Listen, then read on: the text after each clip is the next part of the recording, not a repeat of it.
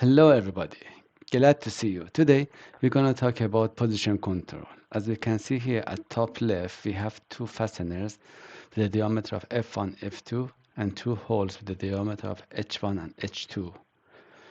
We need to calculate what should be T1 and T2.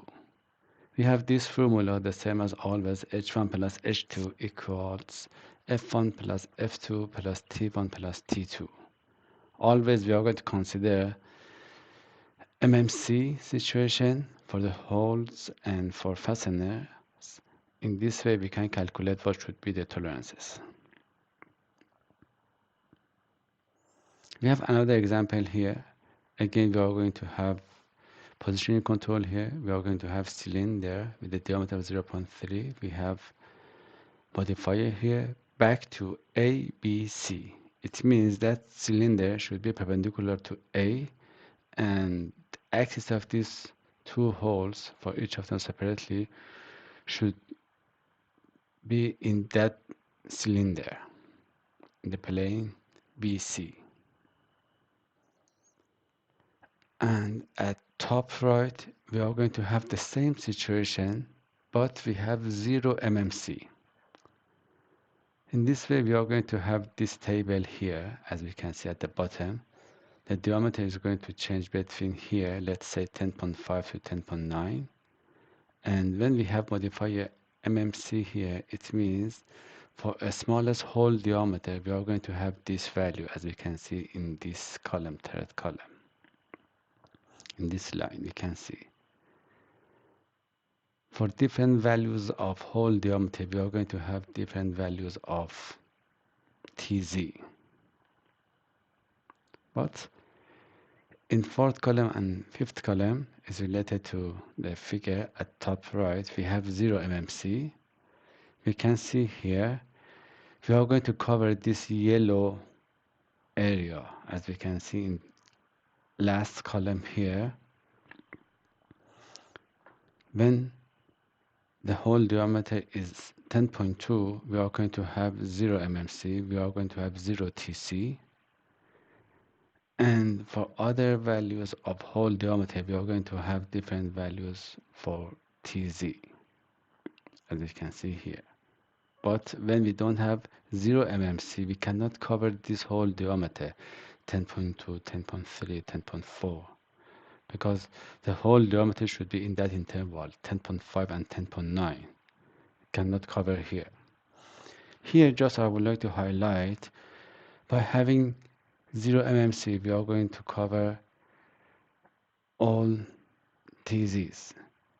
The value of the TZ is exactly the same as the, let's say, size tolerance, as we can see between 10.2 and 10.9.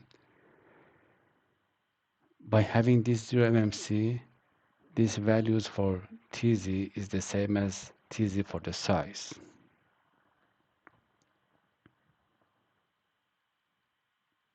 Here we are going to have another example. We are going to have 4 holes and we are going to use this composite positioning control. We are going to have cylinder with a diameter of 0.25 back to A and B. A is here and B is here. As we can see at the bottom, we are going to have this cylinder with a diameter of 0.25 for all of them. This coaxial tolerance zone, we are going to have it. And then for each of them, we are going to have a cylinder with a diameter of 0.15, as it is highlighted here. For each of them, that small cylinder with a diameter of 0.15 can move in big cylinder with a diameter of 0.25.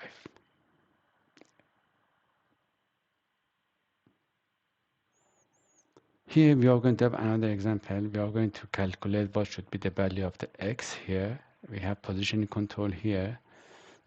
We are going to have cylinder with a diameter of 0.2 back to A, perpendicular to A, and B and C. And axis of this hole should be in that cylinder. Let's consider MMC situation. The smallest hole diameter is 11.2 and TZ for this positioning is 0.2. This value of X is 10 minus this radius. It is half of that.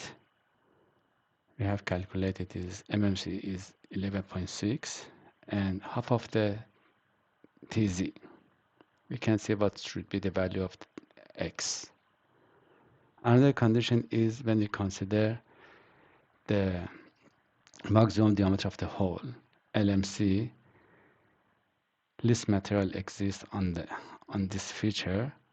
It is 11.8 and we have this TZ 0.2.